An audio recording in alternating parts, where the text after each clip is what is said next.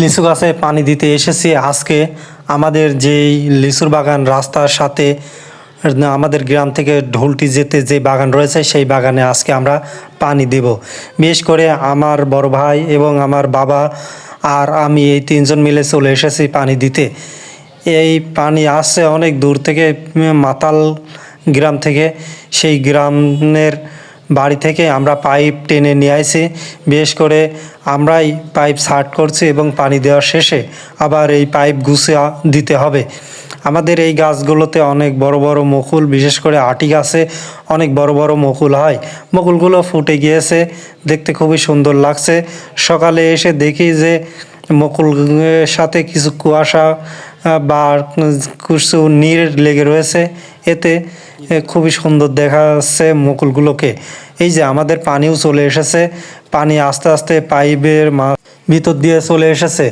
খুব জোরে পানি আসছে, বিশেষ করে আস্তে আস্তে পাইপ ভরে যাচ্ছে। এই যে পাইপ ভরে গিয়েছে, আমরাও আস্তে আস্তে এগিয়ে যাচ্ছে আমাদের মাঠে।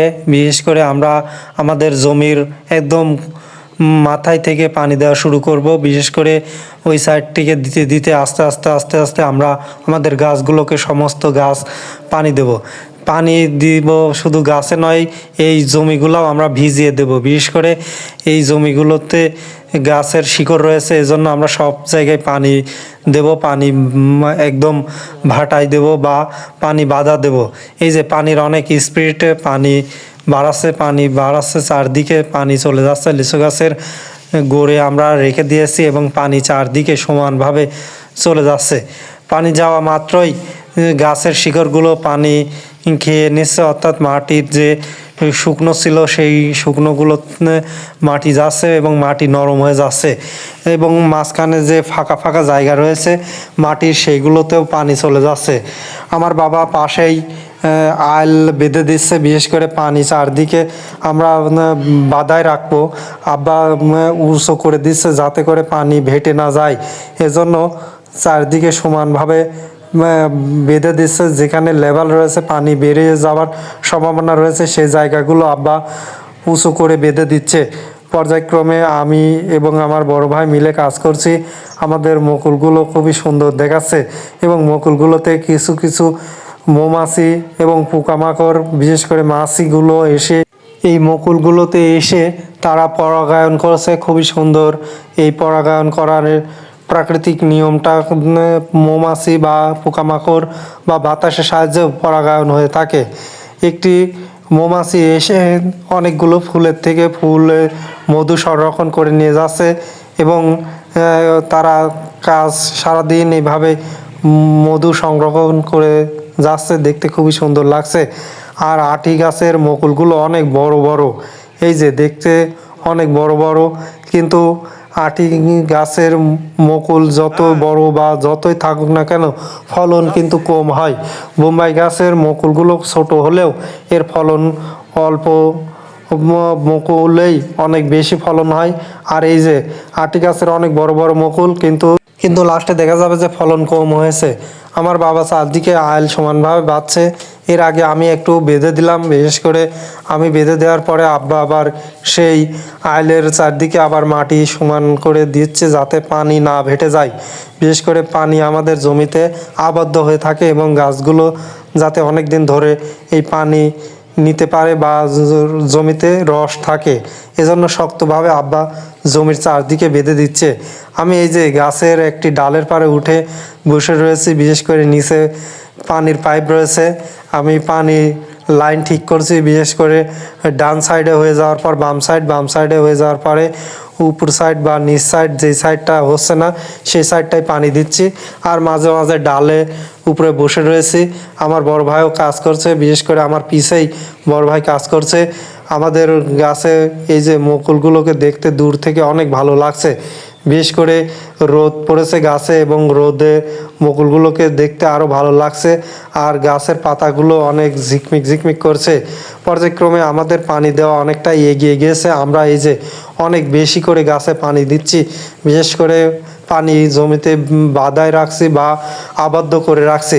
আমাদের যে ফাঁকা জায়গা রয়েছে লিচু গাছের মাঝখান দিয়ে সমস্ত জায়গাতেই আমরা পানি বাঁধায় রাখছি। বিশেষ করে মসুর এই ভুঁইতে ছিল, মসুর তোলার পরেই আমরা পানি দেওয়া শুরু করে দিয়েছি। মসুরের জন্যই পানি দেওয়া দেরি হয়ে গিয়েছে। মসুর যদি না থাকতো তাহলে অনেক আগে থেকে আমরা পানি দিতাম। এই যে পানি দেওয়ার কারণে জমি দিয়ে আমরা হেঁটে যেতেই অসুবিধা হচ্ছে, অনেক বেশি আমরা পানি দিয়েছি। বিশেষ করে পানি দিয়ে জমিকে ভাটিয়ে বা পানি আবদ্ধ করে রেখেছি। পর্যায়ক্রমে আমরা এখান থেকে পাইপ তুলে সামনের দিকে নিয়ে যাচ্ছি, সেখানে লাগবে, সেখানে পাইপ পেরে আবারও পানি দেব। এভাবে পর্যায়ক্রমে এই গাছ থেকে পাইপ তুলে আরেক গাছের পরে যখন হয়ে যাচ্ছে আরেক গাছে, এভাবে পর্যায়ক্রমে আমরা আমাদের প্রত্যেক গাছে এবং সব জায়গায় জমির সমস্ত জায়গায় ভিজিয়ে দিচ্ছি। কারণ আমাদের এখানে গাছগুলো ঘন হওয়ার কারণে আমরা বেশি করে পানি দিচ্ছি। পর্যায়ক্রমে আমি এবং আমার বড় ভাই কাজ করছি, রোজা রয়েছে আমরা সবাই, এই জন্য কিছুটা ক্লান্ত লাগছে। কিন্তু সেলও যেহেতু চলছে, এতে করে দম নেওয়ার সময় নেই।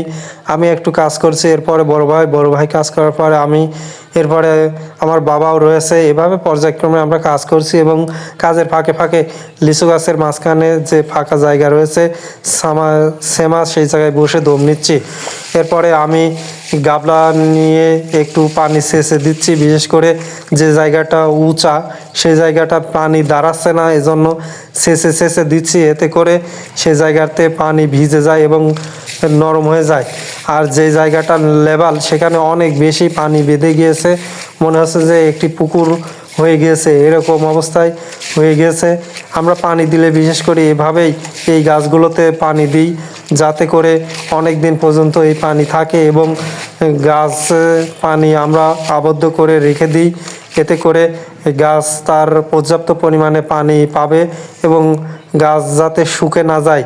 আবারও আমরা কিছুদিন পর পানি দেব। বিশেষ করে এই পানি যখন শুকে যাবে তখন আবারও পানি দিতে আসব। আর পর্যায়ক্রমে এভাবেই আমরা পানি দেব। পানি না দিলে ভালো লিচুর ফলন হবে না, লিচু বড় হবে না। আর পানি এবং সার আর বিষ নিয়মিত দিলেই লিচু বড় হবে এবং লিচুর মান ভালো হবে। বিশেষ করে আমরা তিনজন এসেছি, এই যে আমার বাবা বসে থেকেই কাজ করছে। বিশেষ করে তিনিও রোজা রয়েছে, খুবই ক্লান্ত, তারপরেও তিনি কোদাল দিয়ে বসে থেকে আস্তে আস্তে কাজ করছে। আমি পাইপ একটু গুছা বা একটু এদিক ওদিক করার পরে আমি গাছের উপর বসে একটু দম নিচ্ছি। আমার বড় ভাই পাইপের যেখানে পানি বেরোচ্ছে সেখানে বসে রয়েছে। বিশেষ করে পানি এই সাইডটা হয়ে যাওয়ার পরে আরেক সাইড পানি দিবে এবং পাইপের মুখ ঘুরিয়ে দিবে। এভাবে আমরা কাজ করছি। আমাদের যে গাছগুলোতে আমরা পানি দিয়েছি, বিশেষ করে এখন এই মুকুলগুলো কিছুদিনের মধ্যেই গুটিতে পরিপূর্ণ হবে। মুকুলগুলো ফুটে গিয়েছে এবং মাছি পরাগায়ন করা শুরু করে দিয়েছে। আর কিছুদিন পর এসে দেখব যে মুকুলগুলো গুটিতে রূপান্তরিত হয়েছে, তখন আমরা আবারও বিষ স্প্রে করব। এখন আর বিষ স্প্রে করার সময় নেই, কারণ এখন স্প্রে করলে উপকারের থেকে ক্ষতি বেশি হবে। এজন্য আর বিষ স্প্রে করব না আমরা। এরপরে আমার বড় ভাই এই যে গাবলা দিয়ে সেচে দিচ্ছে। বিশেষ করে যে সাইডটাই উঁচা সেই সাইডটায় পানি বাঁধছে না, এজন্য আমরা যে সাইডটায় লেবাল সেখান থেকে পানি নিয়ে শুকনো জায়গাগুলোকে ভিজিয়ে দিচ্ছি। এভাবে আমরা আমাদের মাঠের সমস্ত জায়গায় পানি পুষে দিয়েছি এবং এই যে মাঠটা ভিজে মনে হচ্ছে যে একটি পুকুর হয়ে রয়েছে। বিশেষ করে এখানে মসুর ছিল, মসুর ওঠানোর পরেই আমরা পানি দিতে এসেছি। পর্যায়ক্রমে আমাদের জমিগুলোতে পানি দেওয়া হয়ে গিয়েছে। এখন আমরা কিছুক্ষণ পানি দেওয়ার পরে এই পাইপকে সুন্দরভাবে গুছাবো। বিশেষ করে সেলোর মালিক আলা আমাদের বলে দিয়েছে যে তারা আসবে না, এজন্য আমরা পাইপকে গুছিয়ে সুন্দরভাবে প্যাকেটজাত করে তার বাড়িতে পৌঁছে দিতে হবে।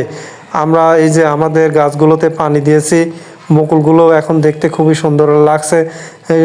সকালে এসেছিলাম, এখন অনেক বেলা হয়েছে। বিশেষ করে এখন দুপুর হয়ে গিয়েছে। আর কিছুক্ষণ আমরা পানি দেওয়ার পরেই এই পাইপগুলা গুছাতে শুরু করব। বিশেষ করে আমিও ক্লান্ত খুবই, এরপরে আমার বড় ভাইও ক্লান্ত। আর এই জায়গাটুকুই আছে, এটুকুই আমরা করার পরে আমাদের পাইপ আমরা গুছানোর পরে আমরা যে কয় ঘন্টা হয়েছে সময় হিসাব করে সেলওয়ালাকে পানি বা বিল পেমেন্ট করব। বিশেষ করে আমাদের এখানে প্রতি ঘন্টায় 300 টাকা, 1 ঘন্টা পানি নিলে 300 টাকা পেমেন্ট করতে হয়। এখন যদি আমাদের 3 ঘন্টা হয় তাহলে 900 টাকা পেমেন্ট করতে হবে। আনুমানিক 3 ঘন্টার উপরে পানি হবে আশা করা যায়। আমরা যেভাবে পানি নিচ্ছি এতে করে 3 ঘন্টা প্লাস সময় লাগবে। পর্যায়ক্রমে এই যে আমাদের পড়ায় পানি দেওয়া শেষের দিকে আমার খালু এসেছে, তার আরেকটি গাছ রয়েছে, সেখানেও আমরা একটু পানি পুছে দেব। এখন এই যে আমি দেখাচ্ছি যে আমাদের জমি থেকে কত দূর পর্যন্ত আমরা সেই পানি আনছি। বিশেষ করে পানিওয়ালার বাড়ি পানি দেওয়া আমাদের পড়ায় হয়ে গিয়েছে। এই যে এখন পানি বন্ধ হয়ে গিয়েছে। স্যালো বড় ভাই গিয়েছিল পানির মেশিন বন্ধ করতে, সেখানে পানি দেওয়া শেষ হয়ে গিয়েছে। এখন এই যে দেখাচ্ছি যে সেলওয়ালার বাড়ি, এই যে এটাই হচ্ছে সেলওয়ালার বাড়ি। তাহলে দেখুন যে কত দূর এখান থেকে পানি যাচ্ছে। বিশেষ করে তিনি এই সেলওয়ালার বাড়ি বলতে সাবমার্সিবল, তার সাবমার্সিবল থেকে এই পানি এসেছে। এই যে পানি আমাদের দেওয়া হয়ে গেছে। এখন আমরা পাইপ গুছালাম। পাইপ গুছানোর পরে পর্যায়ক্রমে এখন আমরা পাইপ তার বাড়িতে, অর্থাৎ যেখানে দেখালাম সেই সেলওয়ালার বাড়িতে পৌঁছা দেবো। আরও কিছু পাইপ আমাদের মাঠে রয়েছে, বিশেষ করে ছোট ছোট পাইপ, সেই পাইপগুলো আমরা এখন দুই ভাই মিলে গুছাবো। গুছানোর পরে আমরা সেলওয়ালার বাড়িতে পৌঁছা দিয়ে আসবো এবং টাকা হিসাব করে নিলাম যে 3 ঘন্টা পানি লেগেছে আমাদের। এই 3 ঘন্টার পানিতে আমাদের বিল এসেছে 900 টাকা। 900 টাকা আমরা হিসাব করে পকেটে নিয়ে এখন এগিয়ে যাব। বিশেষ করে এই ছোট ছোট পাইপগুলো আমরা এখন তোলার পরেই আমরা এই জমি থেকে রওনা করব। তার আগে আমি আরেকটু আমাদের গাছগুলোকে সার্বিকভাবে দেখে নিলাম। দেখে নেওয়ার পাশাপাশি এখন আমি আর বড় ভাই টাকা পেমেন্ট করে সেই বাড়িওয়ালার বাড়ি থেকে রওনা করলাম। এই যে সাইকেলে করে দুই ভাই রওনা করলাম আমাদের গ্রামের রাস্তা দিয়ে। বড় ভাই সাইকেল চালাচ্ছে আর আমি সাইকেলের পিছে বসে রয়েছি। ছোটোবেলার কথা মনে পড়ে গেল। আগে ছোটোবেলায় বড় ভাই এভাবে আমাকে সাইকেল করে গ্রামের এদিক ওদিকে বেড়াতে নিয়ে যেত। এভাবে আমরা দুই ভাই ছোটোবেলার স্মৃতির কথা মনে করে গ্রামের রাস্তা দিয়ে এগিয়ে যাচ্ছে। আমরা আজ সকাল থেকে দুপুর পর্যন্ত কাজ করলাম। সবাই ভালো।